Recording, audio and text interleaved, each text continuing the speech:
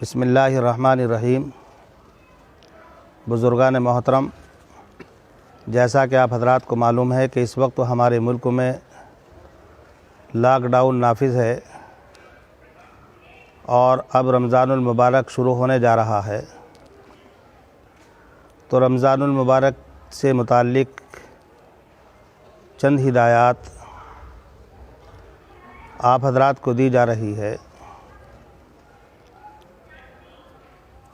جیسا کہ آپ جانتے ہیں کہ کل 24 اپریل ہے اور شعبان کی 29ویں تاریخ ہے، لہذا تمام لوگ کل اپنے اپنے گھروں میں رہتے ہوئے چاند دیکھنے کی کوشش کریں۔ چاند دیکھنے کے لیے گھر سے باہر نہ آئیں، سڑکوں پہ نہ آئیں، اور جب چاند کا فیصلہ ہو جائے تو عشاء کی نماز کے ساتھ ساتھ تراویح کی نماز شروع کریں۔ چاند کا فیصلہ ہو جانے پر پٹاخے وغیرہ بالکل نہ چھوڑیں اور آپسی اختلاف اور خلفشار کا شکار نہ ہو۔ حضرات علماء اور مفتیان کرام کی جانب سے جو فیصلہ کر دیا جائے اس کو تسلیم کر لیا جائے۔ آپ حضرات جانتے ہیں کہ رمضان المبارک میں روزہ رکھنا ضروری اور فرض ہوتے ہیں۔ رمضان کے روزے کی اسلام میں بہت زیادہ اہمیت ہے اور یہ اسلام کا اہم رکن اور فرض قرار دیا گیا ہے۔ رمضان کے روزے کا بلا عذر شرعی ترک کرنا اور چھوڑنا بہت بڑا گناہ ہے۔ ہم نے دیکھا کہ بہت سے لوگ جو صحت مند بھی ہوتے ہیں، تندرست بھی ہوتے ہیں، معمولی اعذار اور عذر کی بنیاد پر روزہ چھوڑ دیتے ہیں۔ تو معمولی اعذار کی بنیاد پر روزہ نہیں چھوڑنا چاہیے۔ ہاں، واقعتاً کوئی آدمی مریض ہے، بیمار ہے اور کوئی مجبوری ہے تو مقامی عالم سے، مقامی مفتی سے رجوع کیا جائے، اپنے مرض اور اپنی مجبوری کو اس کے سامنے رکھا جائے۔ اگر مقامی عالم، مقامی مفتی اجازت دے تو آپ رخصت پر عمل کر سکتے ہیں۔ اور حکومت کی طرف سے نماز پنجگانہ اور جمعے کے تعلق سے آپ حضرات کو یہ ہدایت دی گئی تھی کہ اپنی اپنی مساجد میں 4 افراد کے ساتھ 5 وقتہ نماز ادا کریں، اور جو نماز پڑھنے والے ہوں وہ متعین کر دیے جائیں یا متعین کر دیے گئے ہوں گے۔ جن حضرات کو متعین کیا گیا ہے وہی حضرات مسجد میں جا کر نماز با جماعت کا اہتمام کریں۔ ایسا نہ ہو کہ آج کچھ لوگوں کے نام طے کیے جائیں، کل کو کچھ لوگوں کے نام طے کیے جائیں، پرسوں کسی اور کے نام طے کیے جائیں۔ ایسا نہیں ہونا چاہیے۔ اور اگر نمازیوں کے اندر اختلاف ہو، ہر آدمی کی خواہش اور تمنا یہ ہو کہ میرا نام ہونا چاہیے، میں مسجد میں جا کر کے جماعت کے ساتھ نماز پڑھوں، تو اس کا حضرات علماء اور فقہا نے فرمایا کہ قرآن دادی کر لی جائے۔ لیکن اس سلسلے میں یہ بات یاد رکھنی چاہیے کہ اگر جیسے یہ حالات چل رہے ہیں، ان حالات میں کسی کو مسجد میں جا کر جماعت کے ساتھ نماز پڑھنے کا موقع نہیں مل رہا ہے اور وہ اپنے گھر پر ہی جماعت کے ساتھ یا فرداً تنہا نماز پڑھ رہے ہیں، تو ان کو مسجد میں با جماعت نماز پڑھنے والوں کے برابر ثواب ملے گا، اس لیے کہ ایک مجبوری ہے۔ نبی اکرم صلی اللہ علیہ وسلم نے ارشاد فرمایا کہ اگر کوئی آدمی مستقل جماعت کے ساتھ مسجد میں جا کر نماز پڑھتا ہے، لیکن بیماری کی وجہ سے یا سفر میں چلے جانے کی وجہ سے جماعت کے ساتھ مسجد میں جا کر نماز نہیں پڑھ سکا اور تنہا اپنے گھر پر یا اپنے مقام پر نماز پڑھ رہا ہے، تو اس کو بھی وہی ثواب ملے گا جو مسجد میں جماعت کے ساتھ پڑھنے والوں کو ملتا ہے۔ اسی طریقے سے تراویح کا مسئلہ ہے کہ جو حضرات 5 وقتہ نماز مسجدوں میں پڑھنے کے لیے طے کیے گئے ہیں، 3-4 افراد، وہی مسجد میں جا کر تراویح پڑھیں۔ بقیہ حضرات اپنے اپنے گھروں میں تراویح کا اہتمام کریں، خواہ وہ بالجماعت ہو اور یا تنہا ہوں۔ اگر کوئی حافظ قرآن میسر ہو جائے، کوئی گھر میں نماز پڑھانے والا میسر ہو جائے تو جماعت کے ساتھ پڑھ لیں، اور اگر کوئی حافظ قرآن میسر نہ ہو، کوئی جماعت کرانے والا میسر نہ ہو تو تنہا اپنے گھر میں نماز پڑھیں۔ لیکن گھروں میں بھی نماز پڑھنے میں یہ لحاظ رکھنا ضروری ہوگا کہ صرف گھر کے افراد ہوں، باہر کا کوئی آدمی نماز پڑھنے کے لیے آپ کے گھر نہ آئے، نہ آپ اس کو بلائیں۔ اسی لیے ہمارے حضرات علماء اور فقہا نے جو ہدایات اور تجاویز پیش کی ہیں، اس وقت ان میں سے ایک یہ بھی ہے کہ مسجد میں تراویح پڑھانے کے لیے مسجد کا امام ہو، اور وہ امام صاحب مسجد ہی میں رہے یا مسجد کے قریب کسی مکان میں رہے، کسی دوسرے محلے سے، دوسرے مقام سے تراویح پڑھانے کے لیے یا نماز پڑھانے کے لیے اس وقت تو کسی کو نہ بلایا جائے۔ لیکن آج کل جیسا کہ گھروں میں جماعت کا سلسلہ ہے، لوگ گھروں میں نماز پڑھ رہے ہیں، تو اس میں اس بات کا لحاظ رکھنا ضروری ہے کہ جماعت کرانے والا بالغ ہونا چاہیے۔ نابالغ کے پیچھے نماز پڑھنا جائز نہیں ہے۔ ہاں البتہ اگر پڑھانے والا بھی نابالغ ہے، پڑھنے والے بھی سب نابالغ ہیں تو بات الگ ہے، ورنہ تو مختار اور مفتبی قول یہ ہے کہ نابالغ کی امامت جائز نہیں ہے۔ اسی طریقے سے بہت سی خواتین حافظہ ہوتی ہیں اور وہ تراویح میں قرآن پڑھنا چاہے تو پڑھ سکتی ہے، کوئی حرج نہیں ہے، اپنی تراویح میں پورا قرآن کریم پڑھ لیں، لیکن وہ عورتوں کی جماعت نہ کرائے، اس لیے کہ تنہا عورتوں کی جماعت حضرات فقہا اور علماء نے اس کو مکروہ لکھا ہے۔ اس لیے عورتوں کے لیے بہتر اور افضل یہی ہے کہ وہ فرداً تنہا اپنے اپنے گھروں میں نماز پڑھیں، تنہا نماز پڑھیں گی، فرداً نماز پڑھیں گی۔ جتنا عورتیں چھپ کر نماز پڑھیں گی اتنا ہی زیادہ ان کے نامہ اعمال میں ثواب لکھا جائے گا۔ اب ظاہر سی بات ہے رمضان ہے تو رمضان میں شب قدر بھی آئے گی، شب قدر جس کے بارے میں فرمایا گیا کہ یہ 1000 مہینوں سے بہتر اور افضل ہے۔ اب ظاہر سی بات ہے کہ اس رات میں لوگ نوافل بھی پڑھتے ہیں، عبادت بھی کثرت سے کرتے ہیں، قرآن کی تلاوت بھی کرتے ہیں، ذکر و اذکار تسبیح وغیرہ بھی کرتے ہیں، اور اس رات میں اب تک یہ معمول رہا ہے کہ لوگ مساجد میں جا کر کے راتوں کو جاگتے تھے، قبرستان جاتے تھے، لیکن اس وقت تو ہمارے ملک میں لاک ڈاؤن ہے۔ اس کا لحاظ رکھتے ہوئے آپ حضرات سے اپیل کی جاتی ہے کہ شب قدر میں اگر آپ حضرات جاگنا چاہتے ہیں تو اپنے گھروں میں ہی جاگیں، مساجد میں نہ آئیں، مردوں کو ایصال ثواب کے لیے قبرستان بالکل نہ جائیں، اس لیے کہ شب قدر میں مسجدوں میں جانا یا قبرستان جانا اپنے آپ کو ہلاکت میں ڈالنا ہے۔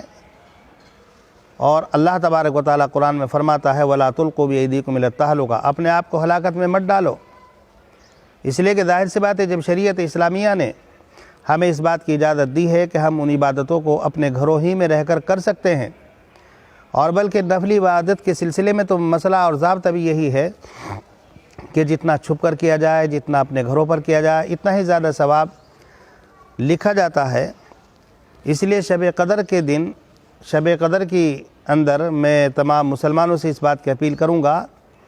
کہ وہ جاگنے کا اہتمام اپنے گھروں ہی میں کریں، مسجدوں میں بالکل نہ آئیں، قبرستان بالکل نہ جائیں، اور شب قدر میں جو بھی عبادت کرنا چاہیں، نماز پڑھنا چاہیں نماز پڑھیں، قرآن کی تلاوت کرنا چاہیں قرآن کی تلاوت کریں، ذکر و اذکار کرنا چاہیں ذکر و اذکار کریں، توبہ استغفار کریں۔ کوئی عبادت متعین نہیں ہے کہ شب قدر میں فلاں عبادت کرنی ہے۔ البتہ میری رائے یہ ہے کہ جن حضرات کی نمازیں چھوٹی ہوئی ہیں وہ چھوٹی ہوئی نمازیں ادا کرنے کا اہتمام کریں۔ اسی طریقے سے اعتکاف کا مسئلہ آتا ہے، تو میری تمام مسلمانوں سے اپیل اور درخواست یہ ہے کہ تراویح پڑھنے کے لیے جن 3-4 لوگوں کا نام مسجدوں میں طے کیا گیا ہے انہی حضرات سے درخواست کی جائے کہ ان میں سے کوئی ایک آدمی مسجد میں اعتکاف کے لیے بیٹھ جائے، دیگر افراد کو مسجد میں اعتکاف کے لیے نہ بٹھایا جائے، ورنہ تو مسجد میں 5 کے بجائے 6 ہو جائیں گے، 4 کے بجائے 5 ہو جائیں گے۔ انہی حضرات میں سے کسی ایک کا نام طے کر دیا جائے، اس لیے کہ یہ اعتکاف اخیر عشرے کا سنت موقع علی الکفایہ ہے۔ اگر پورے محلے میں سے کوئی آدمی بھی نہ بیٹھے، پوری بستی میں سے کوئی آدمی بھی نہ بیٹھے تو تمام لوگ گنہگار ہوتے ہیں، اس لیے ایک آدمی کا بیٹھ جانا سب کی طرف سے کافی ہو جاتا ہے۔ رمضان المبارک میں جب عید الفطر کا چاند نظر آتا ہے تو صدقہ فطر واجب ہو جاتا ہے، لیکن صدقہ فطر کے سلسلے میں آپ یہ بات یاد رکھیں کہ اگرچہ واجب ہوتا ہے عید والے دن ہی صبح صادق کے وقت، جب صبح صادق طلوع ہوتی ہے اس وقت صدقہ فطر واجب ہوتا ہے، لیکن اگر کوئی آدمی رمضان کے شروع میں ادا کرنا چاہے، رمضان سے پہلے ادا کرنا چاہے، تو رمضان کے شروع میں بھی صدقہ فطر ادا کیا جا سکتا ہے۔ اسی طریقے سے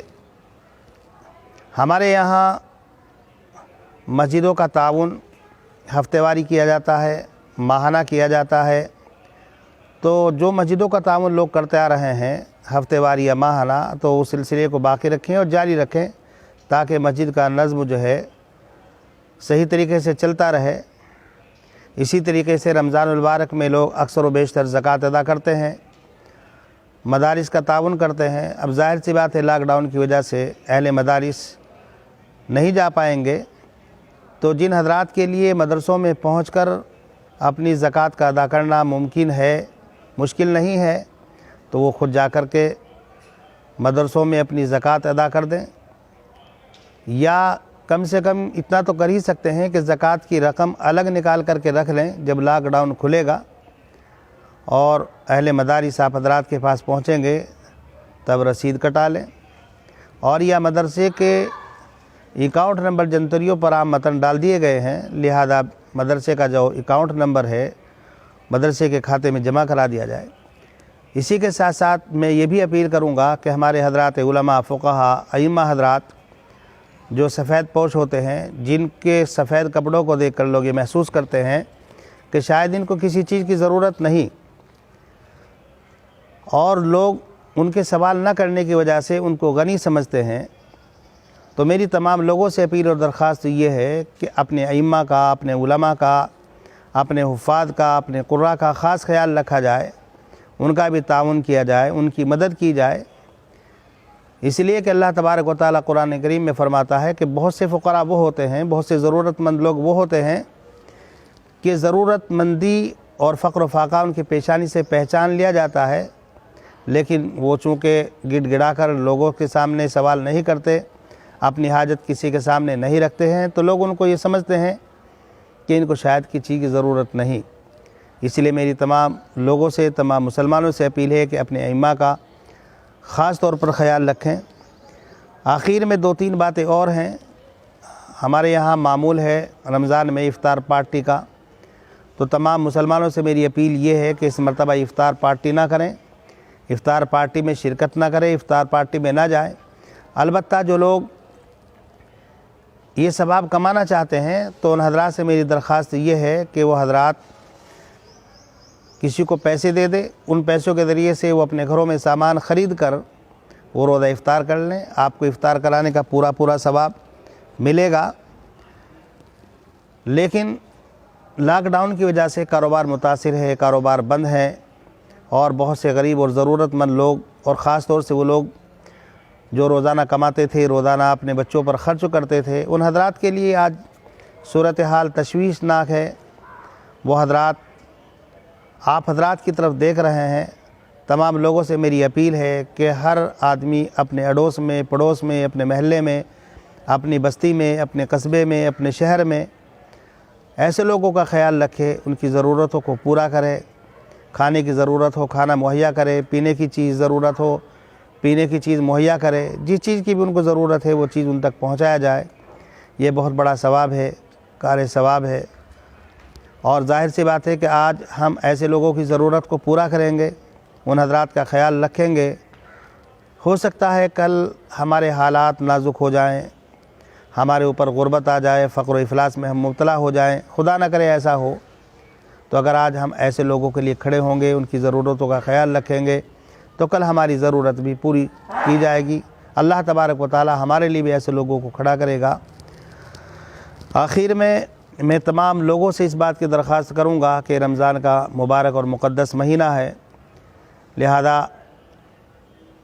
روزوں کے ساتھ ساتھ میں قرآن کریم کی کثرت سے تلاوت کریں، عبادت اور ریاضت کا اہتمام کریں، اللہ تبارک و تعالیٰ سے توبہ اور استغفار کریں،